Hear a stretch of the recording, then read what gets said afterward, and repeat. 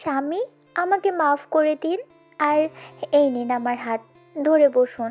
আমি আপনাকে কিচ্ছু বলবো না। এইসব কথা তোমাকে কে বলেছে?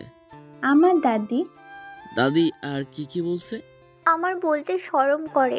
আমি বলবো না আপনাকে, শুধু বলবো দাদি বলেছে আপনি আমার সাথে যা করতে চান তাই যেন করতে দিই, তা না হলে আল্লাহ আমাকে পাপ দিবে। এ পিচ্ছি কয় কি? সে আমাকে বাধা দেবে না? কিন্তু তোর সাথে যদি কিছু করতে যাই, তাহলে যদি চিৎকার দেই? না বাবা থাক, আজ কিছু করার দরকার নেই। আচ্ছা তুমি ঘুমিয়ে পড়ো, তার আগে শাড়ি চেঞ্জ করে নাও। কাবার্ডে তোমার জন্য 3 পিস রাখা আছে, সেগুলো পরে নাও। তুমি পিচ্ছি, তাই আগে থাকতেই আমি তোমার জন্য কয়েকটা 3 পিস বানিয়ে রাখছি। ঠিক আছে। তবে শাড়ি পরা আমার অভ্যেস আছে, আমাদের বাড়ি গ্রামে, তাই আমরা বেশিরভাগ সময় শাড়ি পরতাম।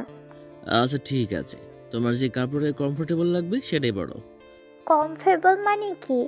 কম্প্যানিয়ল না, কমফোর্টেবল মানে হচ্ছে স্বাচ্ছন্দ্য, আরামপ্রদ। এক কথায় বলতে পারো ভালো লাগে। তোমার যে কাপড় পরতে ভালো লাগে সেটাই পরো। ও আচ্ছা, আমি আবার ইংরেজি টেজি বুঝি না। আমি শাড়ি পরবো, আপনি আমাকে সাহায্য করেন শাড়িটা খুলতে। আচ্ছা ঠিক আছে, তোমাকে শাড়ি করাতে সাহায্য করলাম। ওয়াশরুমে দেখিয়ে দিয়ে বললাম।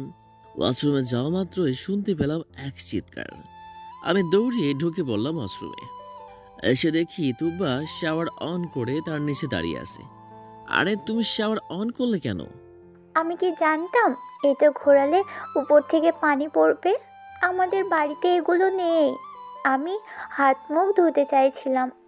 আচ্ছা ঠিক আছে, কান্না করো না, আমি অফ করে দিচ্ছি। তুবা সম্পূর্ণ ভিজে গেছে।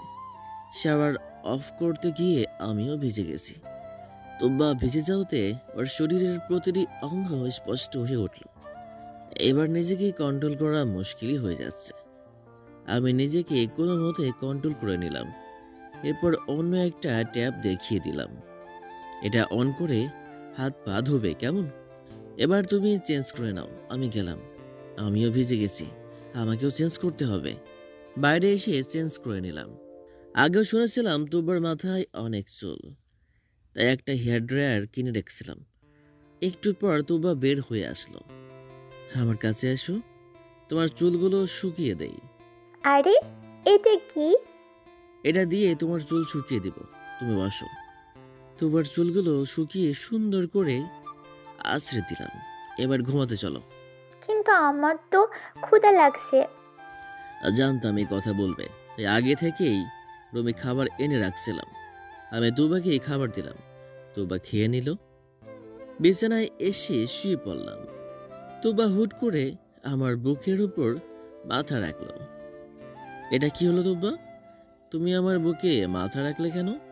দাদি বলেছে আমি যেন আপনার বুকে মাথা রেখে জড়িয়ে ধরে ঘুমোই। দাদি আর কি কি বলছে? বলেছে অনেক কিছুই, সেগুলো বলতে আমার লজ্জা করে, আমি বলতে পারবো না। আচ্ছা তুমি ঘুমিয়ে পড়ো। আপনি আমাকে কিছু করবেন না? কি করবো? দাদি যে বলল। তুমি বলো কি বলছে। কি করে বলবো, লজ্জা করে আমার। তাহলে থাক, তোমাকে কিছুই বলতে হবে না। আপনি আমাকে জড়িয়ে ধরবেন না? শুধু এইটুকুই বলছে? না, আরো বলেছে আপনি আমাকে চুমু খাবেন, আরো নাকি কিছু করবেন। তোমাকে চুমু খাবো, কিন্তু কোনখানে খাবো সেটা কি বলছে তোমার দাদি? না না, না তো, সেটা বলেনি। আপনার ফোনটা দিন, জিজ্ঞেস করি। না, জিজ্ঞেস করতে হবে না তোমাকে। আমি তোমার কপালে চুমু দেই, তাহলে হবে তো? হবে, দিন। আমি তোমার কপালে একটা চুমু দিলাম। এবার তোমাকে বুকে জড়িয়ে ধরে ঘুমিয়ে পড়লাম। সকালবেলা ঘুম থেকে উঠে তুব্বা আমাকে ডাকতে শুরু করলো। এই উঠুন, উঠুন না। উঠছি, বলো কি বলবা? আপনার ফোনটা দিন তো। এই নাও ফোন, লক খুলে দিয়েছি। তুব্বর মাকে ফোন করে দাদিকে চাইলো। এবার দাদির সাথে কথা বলা শুরু করলো। দাদি, তুমি আমাকে মিথ্যা বললা কেন?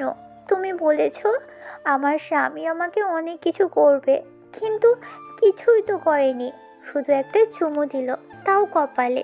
তোমার কথা শুনে ওর থেকে চো মেরে ফোনটা নিয়ে নিলাম। এই মেয়ে আমার মান সম্মান সবটা ডুবাবে। ভাগ্যিস রাতে ওর সাথে কিছুই করিনি। যদি করতাম তাহলে হয়তো সবটা দাদিরে বলে দিত।